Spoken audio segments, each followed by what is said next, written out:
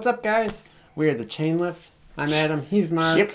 We got another coaster spotlight for you. This is a special one. It's a brand new coaster of 2019. Yes. That is Yukon Spreaker at Canada's Wonderland. We literally just got, driving back from Canada's Wonderland. Just pulled in the driveway, came down to film this video for you. This review. 6-hour drive. Yes. Right down to this drive. Yeah.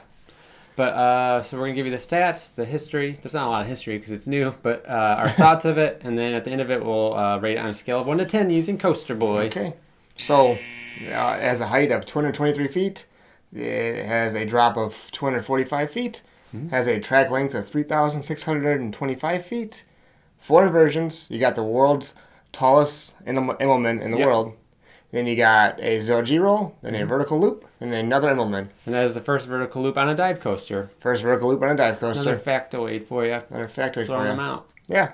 And it's the longest, tallest, fastest dive coaster in the world. Yeah. And it shares the tallest with Valravn. They're both 223 feet exactly. Yes. Of course, the drop in the tunnel makes it 245, I believe. Something like that, yeah. Yeah. So it's the longest drop in the world. Yeah. Yeah. It's a good one. It is. Okay, I'll begin. Yeah. First off, Frontier Canada, which is the new area at the park this year at Canada's Wonderland, is awesome. It looks great. Oh. They did a great job continuing the theming throughout it. Yeah. Everything down from the fencing to the benches, everything. They added lumberjack and soaring timbers last year. Also, I mean, this is the first year we've seen it. Those are awesome. They updated Vortex's logo so it fits in with Frontier Canada. Looks great. So that as a whole looks great. And then, so at the addition of Yukon Striker, the station, it's a masterpiece. It's great. It's beautiful. And they did some great theming right around the station. They have the tower that says Yukon Striker. So all of that looks awesome. It does. I particularly love the sign, the water tower. Yeah. And it has the big awesome. logo. And it's great for pictures because it lines right up with the lift the hill lift and the drop. I'm sure that was intentional. Sure, that was intentional. It's smart though. It looks great.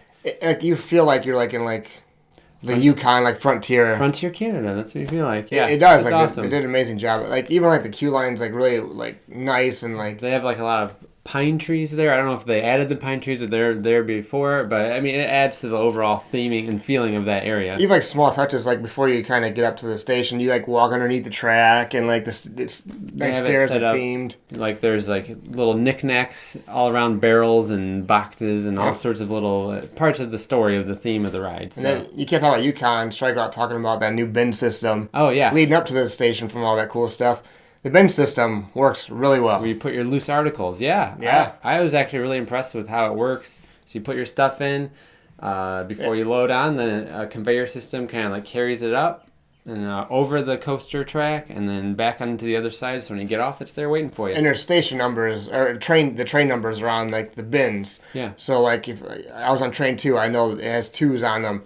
So, because I got off once, and I actually had to wait a second, because my bin wasn't there yet. Yeah. I knew by the number. It's smart. And they make you, there's a sign, too, that says that you have to empty your all-season souvenir plastic bottles before you put it in the bin. Yeah. I did see, though, when we were getting our stuff, it looks like someone didn't listen because there's, spilled soda pop all over the ground. I saw it. That's going to be a mess, though, for a while. As long as people follow the rules, I think it's a genius system. It is. And it speeds up loading and unloading. It does. That's the intention, I'm sure. But it works really well, and I'm sure most new coasters are going to... going forward. Will install this.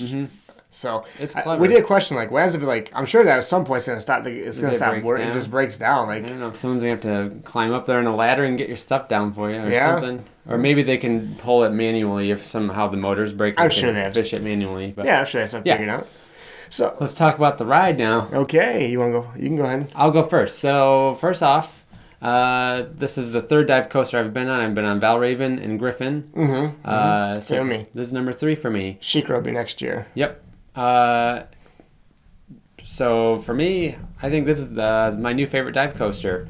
The first drop is awesome, which is always the best part of dive coasters. But this one is especially awesome. You go right down into a tunnel. And then into that world's largest Immelman, like you were saying, into the second version, which is my favorite part of the ride. 0G roll. Yeah, the 0G roll. It's hard to say. But those 3 elements are awesome. And then into the vertical loop, excellent. It flies to the vertical loop too. It's pretty fast. There's not a lot of hang time there because you go through it pretty quick. The final version is kind of a wacky looking one. It's like quick, like you get up. Is it also another Immelman? It's a smaller Immelman, yeah. Yeah, but it's like once you get to the top, it's like a quick twist so that you're leveled out into the. It kind of like dips a little bit. Yeah, it's cool looking. There's a lot of that because like they did not have a lot of room to fit this in. It's kind of like all lined together. Mm-hmm. So that there's a lot of like the odd like kind of little track things jumping over like another piece to make it like work. It looks really cool. I like it. It looks the ride looks really great from the midway. You can get lots of great angles for photos and video. Super picturesque. But I will say the only thing that I think it lacks is once you get to the mid-course brake run, the rest of the ride after that is not anything the drop's crazy. fun. Yeah, the drop is fun, and then you have a helix around the midway. It's a pretty quick ending after the mid-course brake run. It is, but the rest of before that, is excellent. Well paced, spectacular. Yeah. The drops are my favorite things on these. This one's by far the best drop of any dive coaster I've been on. Going that tunnel, like when you see vortex, you kind of dip through vortex. Yep. It's great how it's like mixed with the other coaster track. It's awesome. The 0G roll is incredible. Yeah. Vertical loop. The second one's cool. It's a good ride. It's not my favorite dive coaster. I still like Griffin better. I like this and Valraven.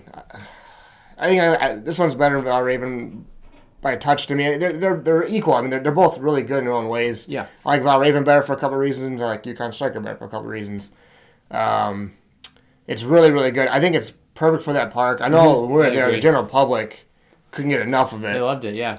And it's a really good coaster. It's going to be really popular at that park. Oh, yeah. Mm-hmm. It looks great in the skyline. It does. Like I said, the theming, though, like, it's so good over there. And, like, they do that so well. Yeah, they pulled it with the whole Frontier Canada area and the addition of Yukon Striker. They pulled it all together so nicely. It looks great. It really adds to the ride, though. It makes it better, though. It enhances the experience when you feel like you're in that. Yeah, it's my favorite area of the park, I would say, for sure. Looks great. Yeah, we can score this thing with that. Oh, we did. Coaster Boy's coming. Here he comes. Here comes Coaster Boy. So, having said all that we said about the ride, on a scale of 1 to 10 Coaster Boys, I'm going to give it an 8. An 8? Yep, solid 8 out of 10. It's good. Yeah, it's good. Like I said, it's my favorite dive coaster. Yeah. For me, I don't have anything bad to say about it. It's really good.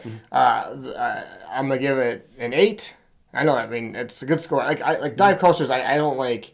They're always really fun. I love them. They don't like blow me away like a Great Gig or a Hyper or something like that. Yeah. But it's super solid. It's really fun. Yeah. It's worth the drive if you live close enough. I would love to ride anytime. Yeah. It's good. I think anybody that like rides is gonna love it. Yeah. It's Canada's Wonderland is an awesome amusement park as a whole. This is a great addition to that lineup. Make sure you ride Time Warp while you're there. You won't regret it. Yeah. But, well done, Canada's Wonderland. Excellent. It's worth the 6-hour drive. Yes, it was. Leviathan's the best gig in North America. I said it. I'm sticking with it. Go ahead. I agree. Okay. Yeah. So you can find us on Twitter if you want to yell at us about what he just said. Go ahead. At the Chain Lift, or at Instagram at the Chain Lift. We have a podcast on iTunes and Spreaker.com. Make sure you check out our web store. We got some awesome Defunct Coaster t-shirts.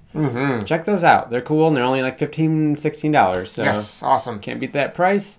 Thanks for watching. Leave us a message below if you've been on it. Let us know what you think. Subscribe. We love you all. Yeah, that's it. Okay. All right. Goodbye, everybody. Peace. Bye.